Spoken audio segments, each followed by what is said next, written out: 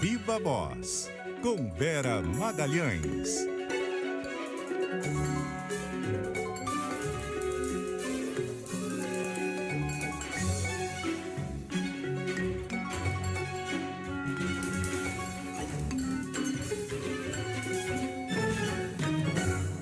Oi, Vera, boa noite, tudo bom? Oi, Carol, boa noite para você, para o Muniz, para todo mundo que nos ouve, nos assiste hoje diretamente aqui do nosso estúdio em São Paulo. Que bom. Bem-vinda. Obrigada. Vera, vamos começar falando de marco temporal. O Supremo adiou de novo a discussão, mas teve uma novidade aí hoje, né? Porque o ministro Alexandre de Moraes propôs um voto contrário ao marco temporal, mas modulando, de certa forma, a discussão. Essa tese pode prevalecer? Eu acho que tem boa chance de prevalecer, Carol. Antes de analisar, vou gabaritar aqui. Vou dizer que eu gabaritei essa questão aí. Desde ontem à noite, no ponto final, passando pela coluna e passando pelo Viva Voz de hoje do CBN Brasil, eu disse que o Alexandre de Moraes apresentaria um voto alternativo, tentando modular a questão, que haveria um novo pedido de vista e que a ministra Rosa ia tentar antecipar o seu voto, o que ela manifestou que gostaria de ter feito, mas deixou de fazê-lo, porque o ministro André Mendonça, que prometeu entregar logo a questão de volta para o plenário, para a tempo dela votar antes de se aposentar. Então, nessa aí eu estava bem posicionada no lance, nas minhas apurações. O ministro Alexandre de Moraes fez algo que ele vem fazendo em muitas questões.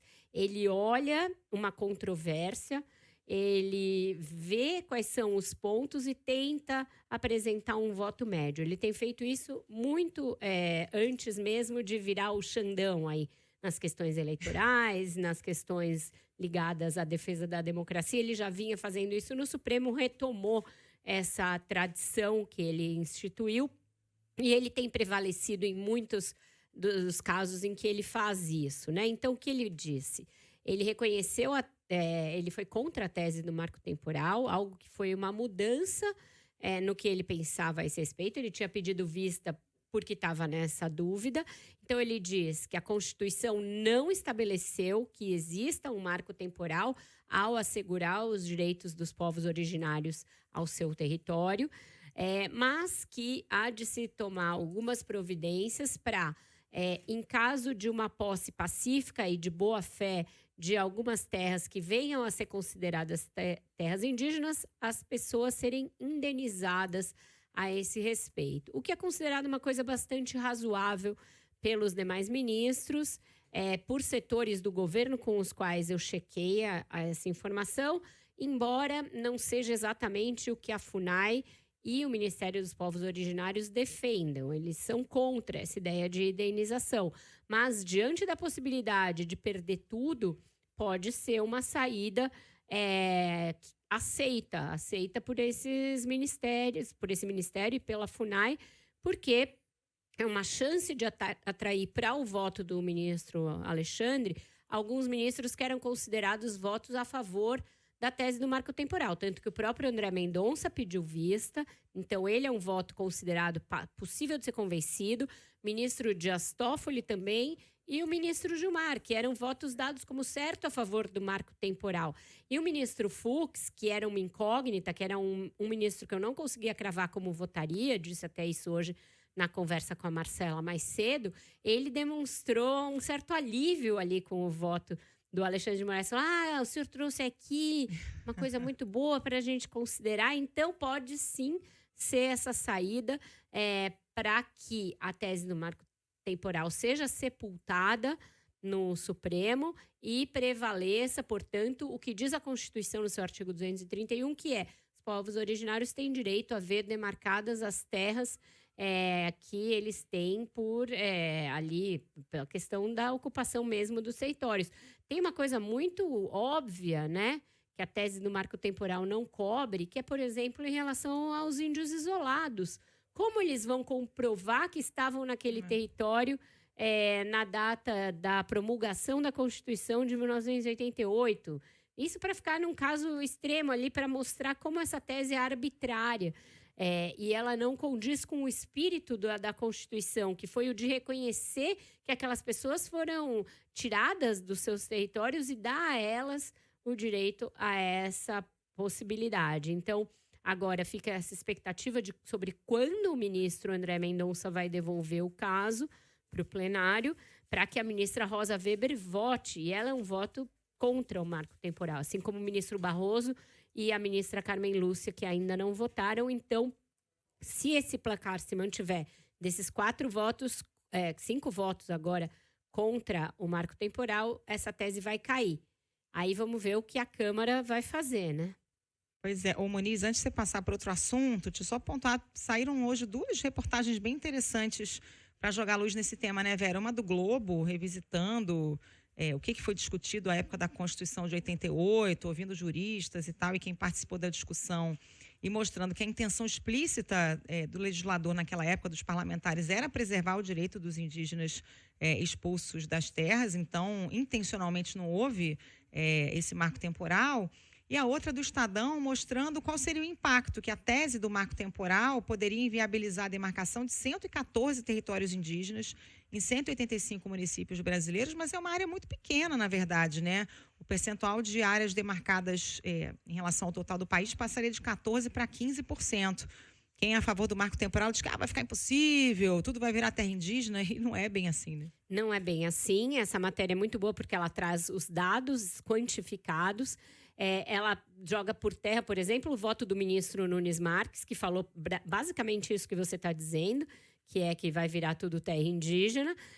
Mas ela também contempla esse outro lado que se preocupa com a questão, Carol, a trazer dados que são concretos e são relevantes no outro sentido. Por exemplo, que alguns municípios poderiam passar a ter 80% da sua área abarcada por uma terra indígena em alguns processos que estão com a demarcação pendente. Então, cabe ao poder público também dirimir esses conflitos em casos em que o bom senso é desafiado. É lógico que você não vai pegar a terra toda de um município, portanto, aí a gente está falando de uma demarcação de terra indígena numa região já conurbada, né? Numa região em que o município já chegou, e você vai demarcar continuamente. Isso não vai acontecer. Então, os processos em si têm que ser bem criteriosos, mas a tese do marco temporal é uma tese violenta para quem já teve os seus direitos esbulhados por tantos séculos e já foi massacrado e já teve negado o acesso à sua forma de vida ancestral. Então, essa tese, como filosofia, sendo colocada na Constituição, seria uma nova violência muito grande contra os povos indígenas, e é isso que parece transparecer do voto do ministro Alexandre de Moraes e que tem potencial de convencer os seus pares. Mas aí eu falo, vamos ver o que a Câmara vai fazer, porque hoje eu ouvi de um deputado que, se o Supremo decidir dessa maneira, eles podem votar uma proposta de emenda à Constituição para colocar em PEC e, portanto, colocar na Constituição essa tese. A gente ouviu na semana passada a Chay Suruí no 2+1 sobre a possibilidade disso. Ela falou, não, porque isso vem a ser uma cláusula pétrea da Constituição. Então, é importante que o Supremo, ao decidir, também se manifeste sobre essa questão. Isso é cláusula pétrea? Se é cláusula pétrea, não cabe PEC, porque senão o próximo movimento da Câmara vai ser votar uma PEC para tentar se contrapor se o Supremo derrubar o marco temporal. Vera, mudando aí de assunto, falando de uma outra informação importante, né, que a gente trouxe agora há pouco com a nossa reportagem sobre o ex-deputado Deltan Dallagnol, que foi cassado, né? Ontem teve a confirmação da cassação do mandato pela própria Câmara e hoje veio uma atualização. Ele ainda tentava, via justiça, tentar reverter isso tudo, mas o ministro Dias Toffoli negou o pedido de liminar feito por ele, né? Pois é, Moniz, você veja que nesse caso tudo anda a toque de caixa, num processo muito expresso, né? Foi ontem a decisão da mesa e hoje o ministro Toffoli já negou a liminar a ele e concedeu uma outra num sentido contrário ao que a Justiça Eleitoral do Paraná vinha entendendo. Então, pela decisão dele, quem será empossado no lugar do deputado Deltan Dallagnol é o deputado Luiz Carlos Sauli, um ex-tucano, veterano de muitos mandatos da Câmara, mas que era suplente agora e é suplente pelo Podemos, o partido do Deltan. O que o Toffoli considerou? Que a decisão da Justiça Eleitoral do Paraná de dar a vaga para o PL não atenderia a análise de que as pessoas votaram naquela sigla, votaram no Podemos, o voto em legenda seria desconsiderado, então ele manda empossar um deputado do Podemos e não do PL. Com isso, o partido ali do Bolsonaro deixa de ter ainda um deputado a mais, ele que já é o maior partido da Câmara. Me parece que tudo nesse caso anda tão rápido porque existe uma particular antipatia de todos os setores envolvidos com o deputado Deltan Dallagnol. Não é sempre que o Supremo julga as coisas nessa velocidade, não é sempre que a Justiça Eleitoral decide da maneira que decidiu no caso dele, e também a Câmara, a gente viu em muitos casos de deputados agindo de maneira corporativista, defendendo os deputados, o que não fez nesse caso. Então, independentemente de dizer se o mérito está correto ou não, mas existe um componente político a apressar as coisas nesse caso, e isso é inegável. Vera, a gente já falou aqui ontem, nos últimos dias, no programa, sobre a possibilidade de reforma ministerial, e hoje, pela primeira vez, o articulador político do governo, ministro Alexandre Padilha, deu a entender que realmente pode haver trocas no ministério, né? Deu uma entrevista à Globo News já nesse tom, dizendo que isso está na mesa e que seria natural uma reformulação. A primeira vez que ele admite isso porque ficou muito explícita, muito pública a cobrança de alguns líderes de partidos por mudanças nos ministérios. Tem uma que é óbvia, que é a do União Brasil, porque inclusive uma das ministras, que é a ministra Daniela do Vaguinho, está saindo do partido, ela tem um processo para sair do partido, então se ela já não representava a bancada quando estava oficialmente no partido, agora que ela quer sair, menos ainda. E da mesma maneira, o ministro Juscelino Filho, que também foi indicado à revelia do União Brasil, está com um monte de pepino e não está entregando nada e está sentado num ministério importante, com capilaridade, com interesse das bancadas, que é o Ministério das Comunicações. Então, aí você já tem um foco possível de reforma ministerial e tem outros mais complicados, como na própria articulação política. Não são poucas as investidas contra o próprio ministro, pelo fato dele não estar entregando essa governabilidade e principalmente por não estar sendo cumprido um acordo para que a integralidade das emendas que eram do relator, portanto, emendas do orçamento secreto, e viraram emendas de uma outra rubrica chamada RP2, depois que o Supremo julgou inconstitucional o orçamento secreto, que essas emendas sejam 100% decididas, tenham seu destino decidido pelo parlamento. Então, isso é o que também engessa hoje a articulação política. Então, o próprio Padilha é alvo de um certo ataque especulativo, juntamente com o ministro-chefe da Casa Civil, Rui Costa. Então, tem esse outro foco de insatisfação que está localizado no Palácio. E, por fim, uma ministra que está sendo muito fritada e bombardeada pelo Centrão, que é o grupo que o Lula precisa conquistar para ter maioria, é a ministra da Saúde, Nízia Trindade, porque lá na saúde se concentra a maioria das emendas e ela está sendo muito restritiva em relação ao que ela libera de emenda parlamentar. Então, a orelha dela está queimando. A gente ouve todo dia críticas à ministra da Saúde. Não acho que o Lula vai mexer no Ministério da Saúde logo na largada do governo, principalmente porque ele trouxe uma mulher, que é inédito, nunca uma mulher ocupou o Ministério da Saúde, uma acadêmica e gestora de saúde pública altamente conceituada na academia, entre os cientistas, na própria gestão de saúde, pelo trabalho que ela desempenhou na Fiocruz. Então, não é simples pegar alguém com a expertise e com o respeito público que tem a ministra Nízia Trindade e fritar na bacia das almas da fisiologia do Congresso. Então, não acho que ele vai fazer isso. Se fizer, vai ser um erro tremendo. Mas o Centrão está de olho na saúde porque comandou a saúde por muito tempo, Ricardo Barros e outros que passaram por ali. E é isso esse tipo de acesso que eles querem ter de novo.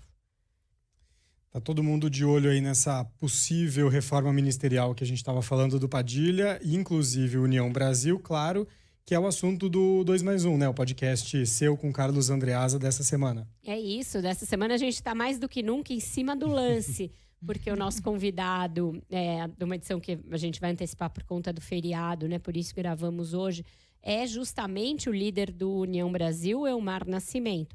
E embora ele não seja explícito, essas insatisfações todas estão muito presentes na entrevista que ele concedeu a mim e ao Andreasa, quando ele fala dessa necessidade de o Congresso comandar as emendas RP2. Ele reclama da falta de liberação no Ministério da Saúde, então ele não chama a ministra pelo nome, nem pede a cabeça dela, mas fica ali claro que ele também vocaliza essa insatisfação com ela. E ele fala sobre a correlação de forças dentro do partido dele. Tenta ali negar que tenha uma cisânia interna, diz que todo partido é dividido, mas deixa claro que esses ministros que estão lá não atendem os interesses da bancada. Então ele também insinua a necessidade de uma reforma que mude as peças do próprio União Brasil. O próprio Elmar foi escanteado, né, Vera? E ficou magoado na época porque, enfim, era desafeto do pessoal do PT na Bahia, porque era favorável ao ex-presidente Jair Bolsonaro, foi escanteado para o Ministério e agora está cobrando essa fatura. E o Vaguinho também não vai vender barato, né? Já deu uma entrevista para o Globo criticando, dizendo que quem tem gratidão não atinge seus aliados, lembrando que ele foi importante para a eleição do Lula aqui no Rio de Janeiro.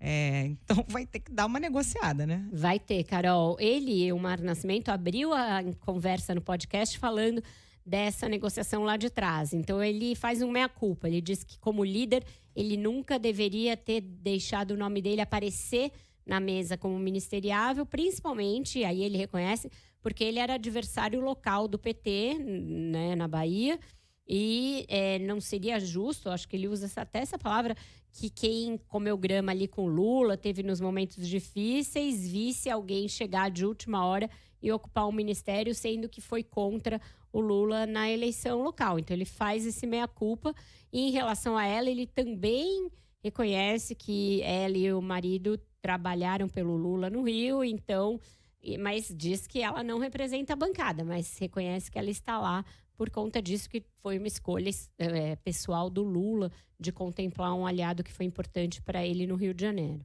Vaguinho, que já está no Republicanos, nem é mais do União Brasil, protagonizou um racha do partido já aqui no estado, então você vê que a equação não é simples, né? E ela já está na justiça também, ela só não mudou ainda porque a lei da fidelidade partidária impede quem tem mandato, e ela é deputada federal, de trocar de partido assim. Mas se a justiça disser que ela pode, por incompatibilidade, uma das cláusulas lá pelas quais você pode mudar de partido, aí ela também vai de mala e cuia para os Republicanos, pode ter certeza.